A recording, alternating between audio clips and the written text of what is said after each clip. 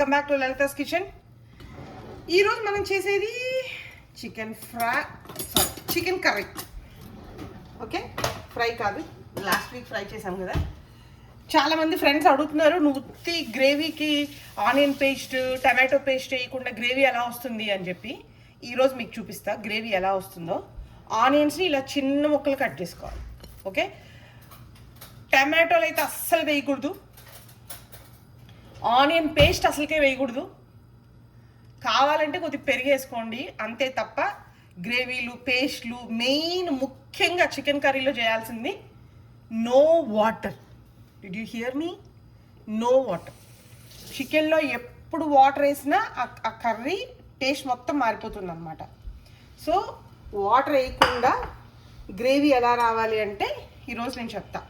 ఏం లేదండి, దేనికన్నా ఓపిక సహనంతో వంట చేసుకుంటే అన్నీ అయిపోతాయి. సో ఇప్పుడు మనకి ఆనియన్స్ గ్రేవీకి వేసుకోవాలి. ఇప్పుడు నేను ఎంత చికెన్ తెచ్చానంటే ఇంత, అంటే పెద్దవి 2 ఆనియన్స్. చికెన్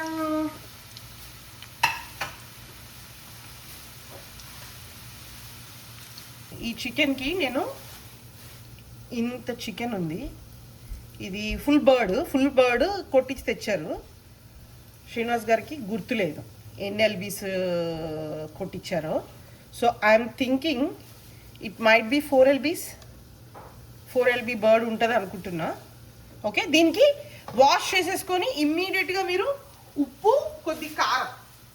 జస్ట్ కొద్ది ఉప్పు కొద్ది కారం రాసుకొని పట్టించేసుకొని వదిలేసేయాలి అంతే.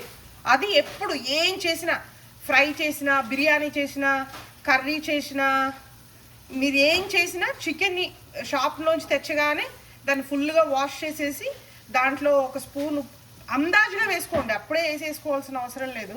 ఒక స్పూన్ ఉప్పు, ఒక స్పూన్ కారము, వీలైతే ఒక లెమన్ స్క్వీజ్ చేసి మూత పెట్టి వదిలేసాలి అంతే. అది ప్రెప్. దాని తర్వాత మీరు ప్రిపరేషన్ ఏమైనా చేసుకోవచ్చు. పొద్దున్న చేసుకొని రాత్రి చేసుకోవాలనుకుంటే అది ఇంకా బాగుంటుంది మ్యారినేషన్కి. బట్ ఎప్పుడన్నా అట్లా పెట్టుకోండి. ఓకే, సో ఈ ఆనియన్స్ బాగా ఫ్రై అవ్వాలి. ఫ్రై అయ్యాక మళ్ళీ చూపిస్తాను. సో మనకు అక్కడ ఆనియన్స్ ఫ్రై అయ్యేలోపు మనం ఫ్రెష్ మసాలానే, 90% ఫ్రెష్ మసాలానే. అన్లెస్ అంటిల్ మనకి కుదరకపోతే మీరు బాద్షా మసాలా ప్యాకెట్ తెచ్చుకోవచ్చు. దీనికి ఏంటంటే కొద్దిగా ధనియాలు, కొద్దిగా మిరియాలు, చెక్క లవంగ, ఇలాచి, అంతే. మన బేసిక్ మసాలాలకి ఏవైతే వేసుకుంటామో అవే వేసుకొని మంచిగా ఫ్రెష్గా పొడి చేసుకోవాలి. At the same time make sure మనం దాన్ని ఏమంటారు, అల్లం వెల్లుల్లి పేస్ట్ కూడా 90% ఫ్రెష్దే. ఓకే, ఇంకా తప్పని క్షణాల్లో మాత్రమే మీరు స్టోర్ బాట్ వేయండి తప్ప లేకపోతే మటుకు కొనుక్కోవడమే, అప్పటికప్పుడు తెచ్చుకోండి. ఎప్పుడు అల్లం కన్నా వెల్లుల్లిపాయ ఒక మోస్తరు ఎక్కువ ఉండాలి. సో అది అట్లా ఫ్రెష్గా వేసుకోవచ్చు. దీంట్లోనే కొద్దిగా సోంపు, ఓకే, కొద్దిగా దాన్ని ఏమంటారు,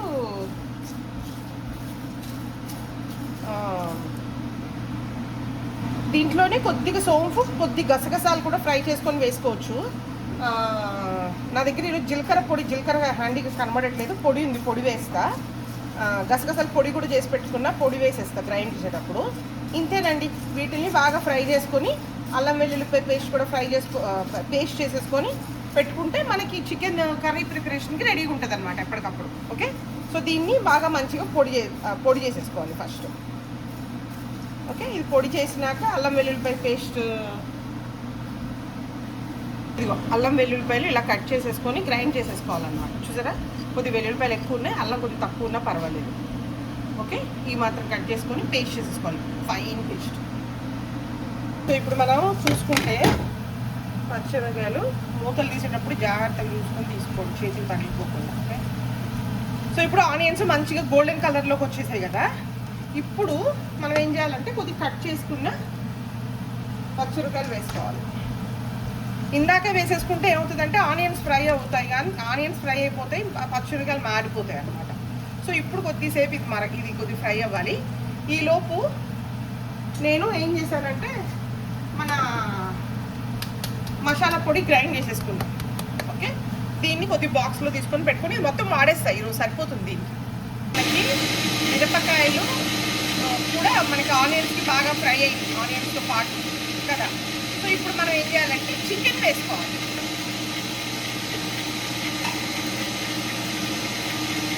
ఇప్పుడు మన 4 LP చికెన్ ఉంది కదా, అది వేసేసుకోవాలి. చికెన్ బాగా ఆయిల్లో ఫ్రై అవ్వాలి. ఎంత బాగా చికెన్ ఆయిల్లో ఫ్రై అయితే మీకు అంత వాటర్ వస్తుంది అన్నమాట.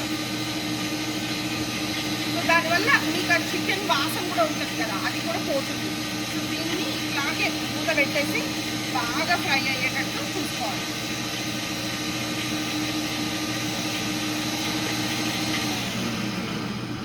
దీన్ని మూత పెట్టేసి బాగా ఫ్రై అయ్యాక మీకు మళ్ళీ చూపిస్తాను.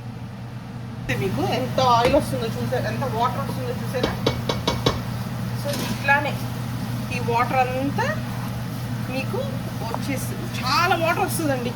మీరు అసలు వాటరే వేయాలి. గ్రేవీ కర్రీ అయినా ఫ్రై అయినా మీకు మంచి వాటర్ వస్తుంది. అంటే ఇవి ఆల్మోస్ట్ అన్నీ ఫ్రోజనే కదా, అయినా కానీ బాగానే వాటర్ వస్తుంది. కాకపోతే మీరు బాగా ఓపిక్గా మరి చెయ్యాలి. మీకు తెలుస్తుంది కూడా మొక్క ఉడికినట్టు. అప్పటి వరకు బాగా ఓపిక్గా ఫ్రై చేసుకుంటే మీకు లాట్ ఆఫ్ వాటర్ వస్తుంది అన్నమాట. చూసారు కదా, వాటర్ వర్షం వస్తుంది. సో చికెన్ కూడా మీకు కలర్ మారింది కదా, కొద్దిగా ఉడికిన కలర్ వస్తుంది కదా. సో ఇప్పుడు మనం ఏం చేయాలంటే, ఇప్పుడు ఇదే మీరు ఫ్రై లాగా అనుకోండి, దీన్ని ఇంకొద్ది దగ్గరికి చేయాలి.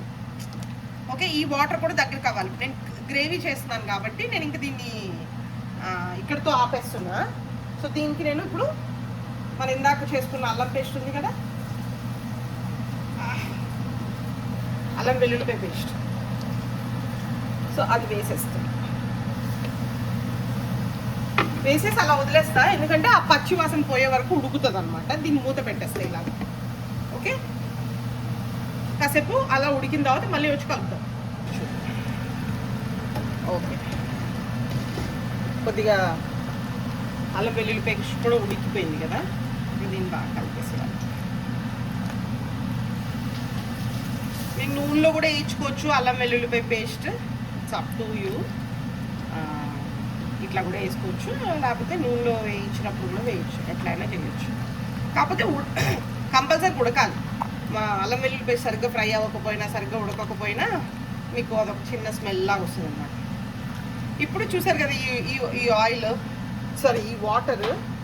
ఇప్పుడు మనం దీంట్లో మన కారం ఉంటుంది కదా, ఇందాక నేను నామకే వాస్తేనే వేసాను ఒక చిన్న, అది మ్యారినేషన్ కోసము. ఇప్పుడు మన మామూలు పసుపు కారము ఒక 2 స్పూన్స్ పడుతుంది.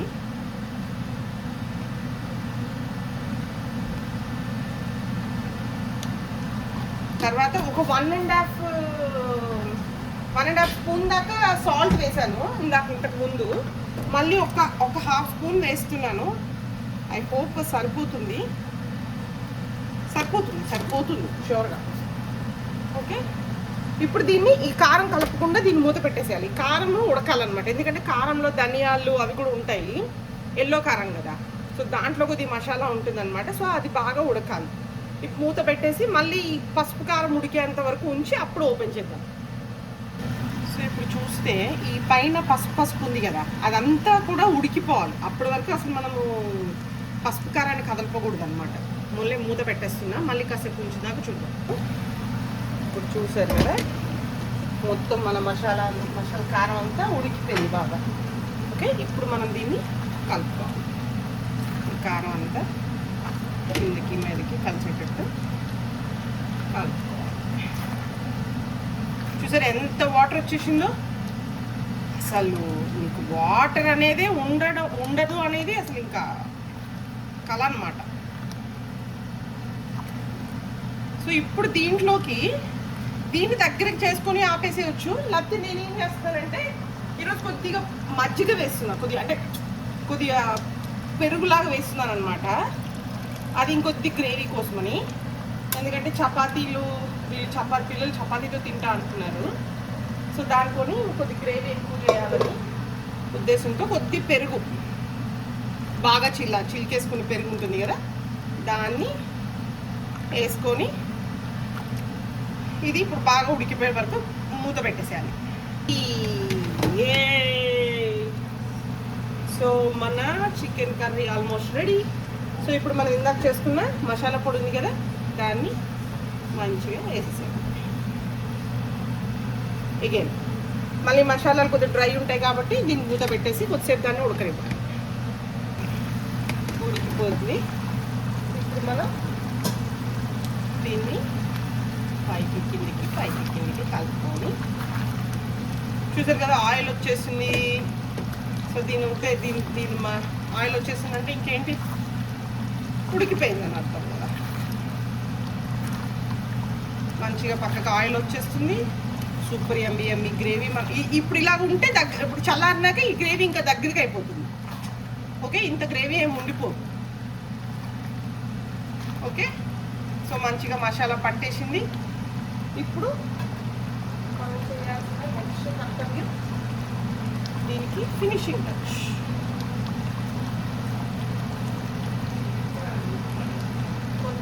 దండిగా కొత్తిమీర పెట్టుకుంటే ఇంకా మంచిగా యమ్మీగా టేస్ట్ తిరిగిపోతుంది అన్నమాట.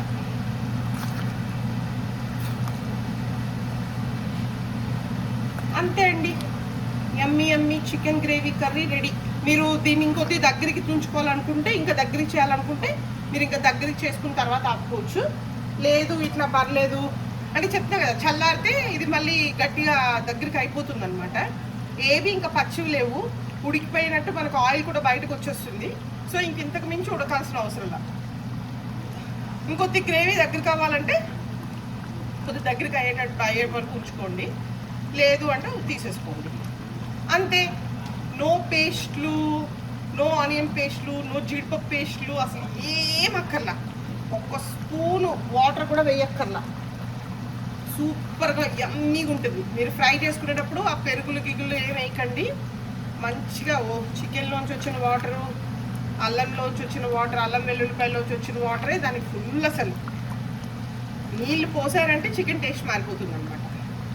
ఓకే, గుర్తుపెట్టుకోవాలి. చిన్న చిన్న టిప్సే కానీ ఆ డిష్ని వండర్ఫుల్ చేస్తారు అనమాట. Thanks for watching. Try with your family. Let me know how it comes. Thanks for watching. Thank you.